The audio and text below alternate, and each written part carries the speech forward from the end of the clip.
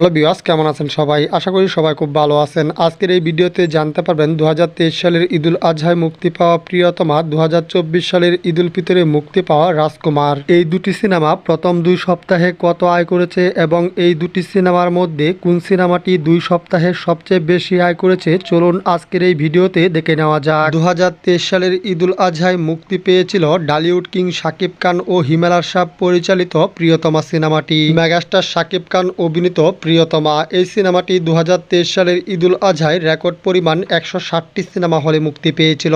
Megastar Shakib Khan অভিনীত প্রিয়তমা এই সিনেমাটির সপ্তাহ ছিল 7 দিনে। তো যাই হোক, মেগাস্টার শাকিব খান ও ইদিকা পাল অভিনীত প্রিয়তমা এই সিনেমাটি 2023 সালের ঈদুল আজহায় 160টি সিনেমা হল থেকে প্রথম সপ্তাহে টোটাল গ্রস কালেকশন করে 10 কোটি 30 লক্ষ টাকা। মেগাস্টার শাকিব খান অভিনীত প্রিয়তমা সিনেমাটি দ্বিতীয় সপ্তাহে এসেও বক্স অফিসে খুবই ভালো ব্যবসা করে। হিমেল আশরাফ পরিচালিত মেগাস্টার শাকিব খান অভিনীত প্রিয়তমা সিনেমাটি দ্বিতীয় সপ্তাহে এসে প্রায় 109টি সিনেমা হলে চলে। এই 109টি সিনেমা হল থেকে দ্বিতীয় সপ্তাহে টোটাল গ্রস কালেকশন করে 8 কোটি 55 লক্ষ টাকা।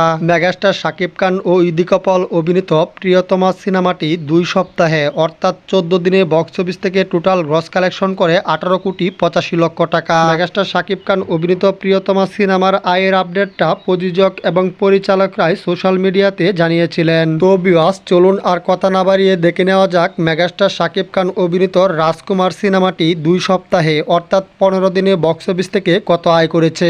মেগাস্টার শাকিব খান অভিনীত রাজকুমার এই সিনেমাটি 2024 সালের ঈদুল ফিতরে রেকর্ড পরিমাণ 126টি সিনেমা হলে মুক্তি পায়। মেগাস্টার শাকিব খান অভিনীত রাজকুমার এই সিনেমাটি প্রথম সপ্তাহে অর্থাৎ 8 দিনের সপ্তাহ ছিল রাজকুমার সিনেমার। তো যাই হোক, মেগাস্টার শাকিব খান অভিনীত রাজকুমার সিনেমাটি প্রথম সপ্তাহে 126টি সিনেমা হল থেকে টোটাল গ্রস কালেকশন করে 12 কোটি 9 লক্ষ টাকা। মেগাস্টার শাকিব খান অভিনীত রাজকুমার সিনেমাটি দ্বিতীয় সপ্তাহে এসে প্রায় 114টি সিনেমা হলে চলে।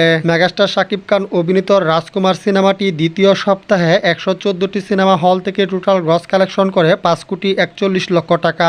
রাজকুমার সিনেমাটি 2 সপ্তাহে বক্স অফিস থেকে টোটাল গ্রস কালেকশন করেছে 17 কোটি 50 লক্ষ টাকা। তো ভিউয়ার্স, মেগাস্টার শাকিব খান অভিনীত প্রিয়তমা সিনেমাটি 2 সপ্তাহে অর্থাৎ 14 দিনে বক্স অফিস থেকে টোটাল গ্রস কালেকশন করেছে প্রায় 19 কোটি টাকা। ওদিকে মেগাস্টার শাকিব খান অভিনীত রাজকুমার সিনেমাটি 2 সপ্তাহে অর্থাৎ 15 দিনে বক্স অফিস থেকে টোটাল গ্রস কালেকশন করেছে 17 কোটি 50 লক্ষ টাকা।